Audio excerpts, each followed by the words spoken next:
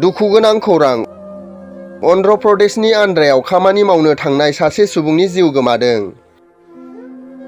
उदालगुरि जिल्लानि माजबाद सनापुर गामिनि लोखि खाख्लारिया आन्द्रायाव 2 बोसोर सिगांनिफ्रायनो गंसे फुख्रियाव नानि आदार होनाय खामानि मावगासिनो दङमोन। नाथाय थांनाय 5 अक्ट' रबिबार हरनि 1 रिंगायाव हरखाब बाब्राबनानै थैनानै थायो।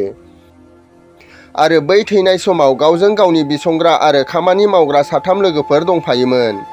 लोगोफोरा फारियै बाहिराम बसुमतारी, अनजालु हाज'वारी, सोरांसा बसुमतारी आरो दानसोरां बसुमतारी। थैनाय गोथै सह'खौ गाव खामानि मावनाय फुख्रिनि बिगुमाया एम्बुलेन्स हमनानै मोजाङै मोजां न'सिम दैथायहरो। लोगोसे 3आबो हाजासे मदद खालामनानै लाबोयो न'सिम गोथै सह'खौ।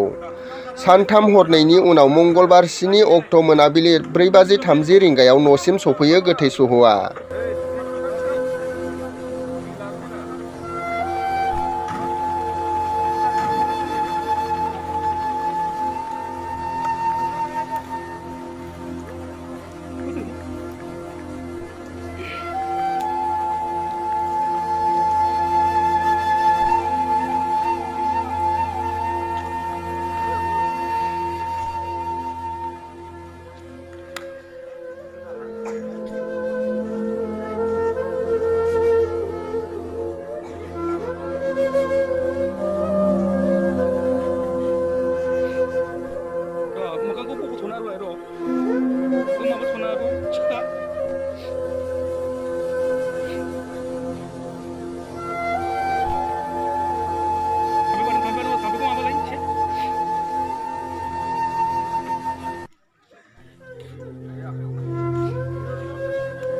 Acá,